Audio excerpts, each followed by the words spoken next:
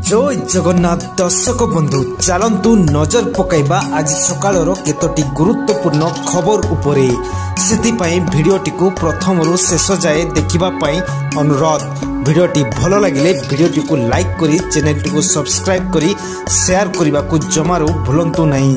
तेबे चलतु नजर पकाइबा आज सकाळर केतोटी गुरुत्वपूर्ण खबर उपरे। डेब्रीगढ़ रे लागिबो स्पाई कैमेरा। साबाड़ हेबे शिकारी शिकारी को धरिबा को जंगल रे लागिबो स्पाई कैमेरा। ए नहीं वन विभाग गुरुत्व देउथबा मंत्री गणेश राम सिंह खुंटिया मंगलवार गणमाध्यम को प्रकाश करछंती। पायलट प्रोजेक्ट भावे सिमलीपाल एवं राउरकेला रे स्पाई कैमेरा लागिछि। हेले खूब शीघ्र डेब्रीगढ़ और अन्य अभयारण्य रे स्पाई कैमेरा लागिबो बोली मंत्री खुंटिया कहिसंती। एपरिकी जंगल देई जाइथिबा रेल लाइन रे मध्य एआई कैमेरा लागिबो। परवर्ती खबर समय सीमा भितरे काम न सरिले ठिकादार को उपरे एक्शन। राज्यर विभिन्न स्थान रे ठिकादार माने कार्य गुड़िक निर्दिष्ट समय सारिबा को निर्देश दैछंती पूर्त विभाग मंत्री पृथ्वीराज हरिचंदन। मंगलवार विभिन्न प्रकल्पर समीक्षा पर मंत्री ठिकादार मानक निर्देश देवा सहित कड़ा चेतावनी मध्य दैछंती। मंत्री आहुरी कहिसंती प्रकल्प काम रे क्वालिटी रे जेपरी कंप्रोमाइज न करा जाए। एथि सहित जदि कौनसी ठिकादार समय सीमा सुधा काम न सारिले सरकार सेमानकु दंड देई पारंती। दंड स्वरूप सेमानकु जरिमाना सह अन्य कार्यानुष्ठान ग्रहण करिवे सरकार। तेबे प्रकल्प काम पई विभाग सब प्रकार सहयोग जगाई देबाकू प्रतिश्रुति दैछंती मंत्री। परवर्ती खबर रथयात्रा पई आजिठू चिन्हट हबो रथ काठ।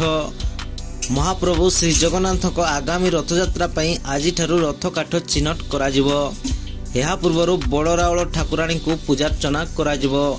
श्री जगन्नाथ मंदिर प्रशासन पक्षरु सोमवार माल महार्द श्रीजीव को श्रीअंग लगी खंडुआ पाट नीलचक्र बाना श्रीफल आदि नहीं एक प्रतिनिधि दल नयागढ़ जिलार बड़ रावल ठाकुर मंदिर अभिमुखे यात्रा करछंती।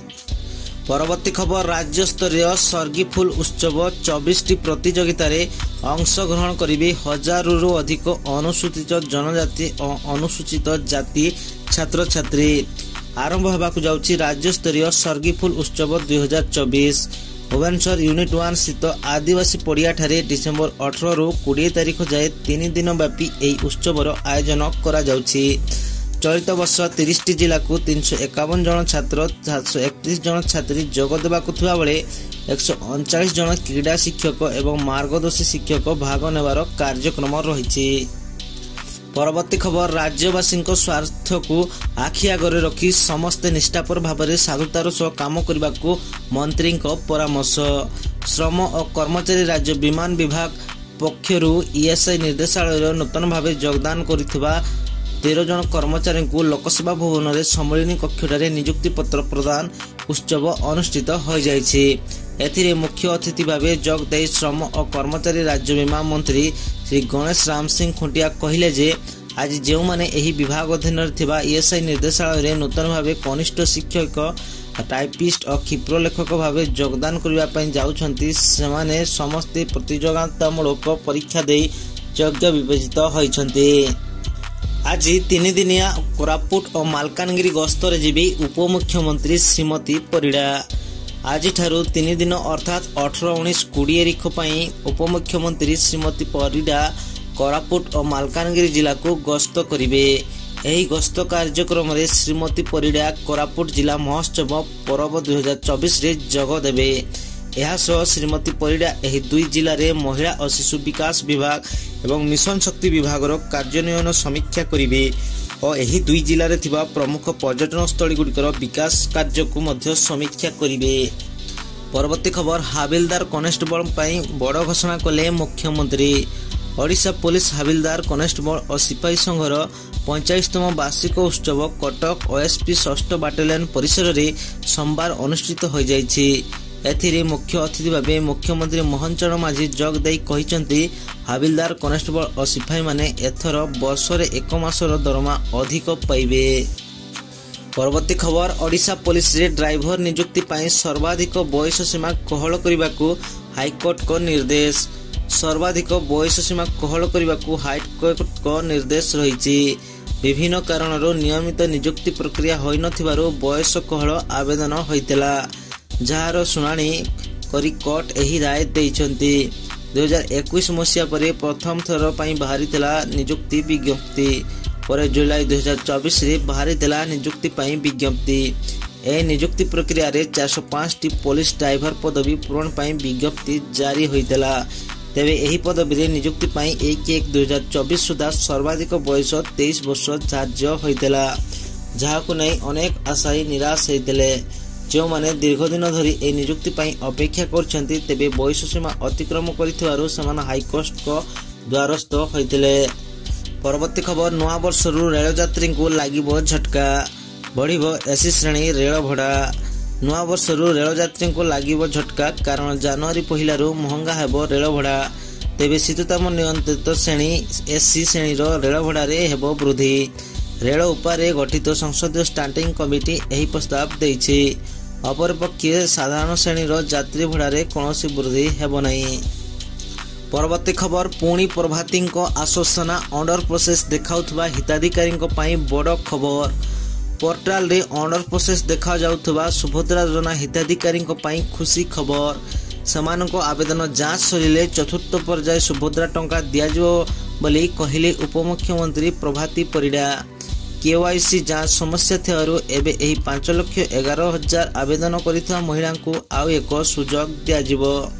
OTP ଜରିଆରେ KYC କରିଥିଲେ ବି ବାୟୋମେଟ୍ରିକ ଜରିଆରେ KYC କରିବାକୁ ଉପମୁଖ୍ୟମନ୍ତ୍ରୀ ଅପିଲ କରିଛନ୍ତି। KYC ଅପଡେଟ୍ ହୋଇନଥିବାରୁ ଅଟକିଛି ସେମାନଙ୍କ ଏହି ଆବେଦନ। ଏହିସବୁ KYC ଯାଞ୍ଚ ପରେ ଚତୁର୍ଥ ପର୍ଯ୍ୟାୟ ସୁଭଦ୍ରା ଟଙ୍କା ଦିଆଯିବ। ପରବର୍ତ୍ତୀ ଖବର, ଜାନୁଆରୀରେ 2 ଥର ଓଡ଼ିଶା ଆସିବେ ପ୍ରଧାନମନ୍ତ୍ରୀ ନରେନ୍ଦ୍ର ମୋଦି। ନୂଆବର୍ଷ 2025ର ଜାନୁଆରୀ ମାସରେ 2 ଥର ଓଡ଼ିଶା ଗସ୍ତରେ ଆସିବେ ପ୍ରଧାନମନ୍ତ୍ରୀ ନରେନ୍ଦ୍ର ମୋଦି।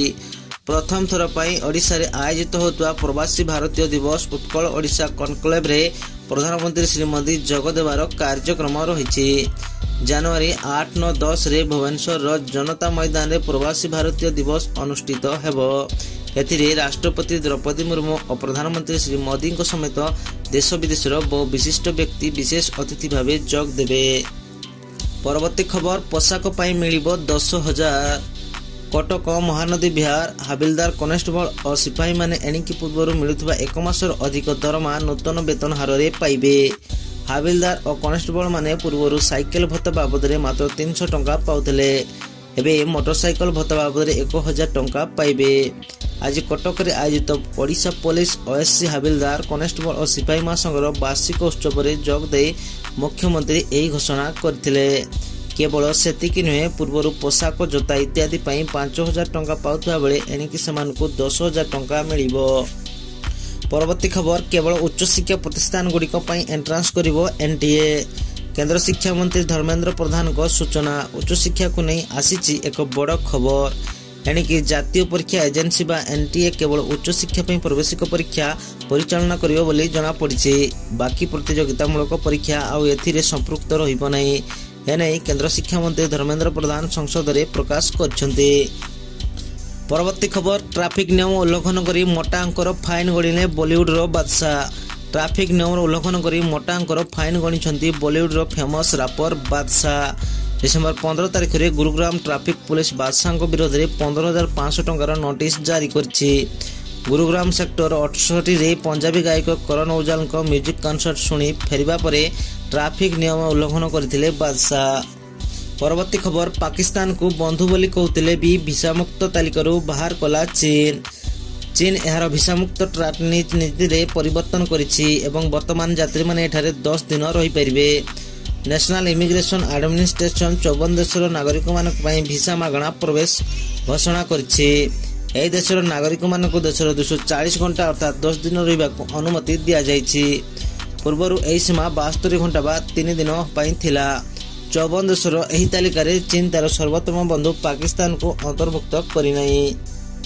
ପରବର୍ତ୍ତୀ ଖବର, ଏକ ଦେଶ ଏକ ନିର୍ବାଚନ ବିଲ୍ ସପକ୍ଷରେ 269 ଏବଂ ବିପକ୍ଷରେ ପଡ଼ିଲା 198 ଭୋଟ। ଲୋକସଭାରେ ଏକ ଦେଶ ଏକ ନିର୍ବାଚନ ବିଲ୍ ଆଗତ।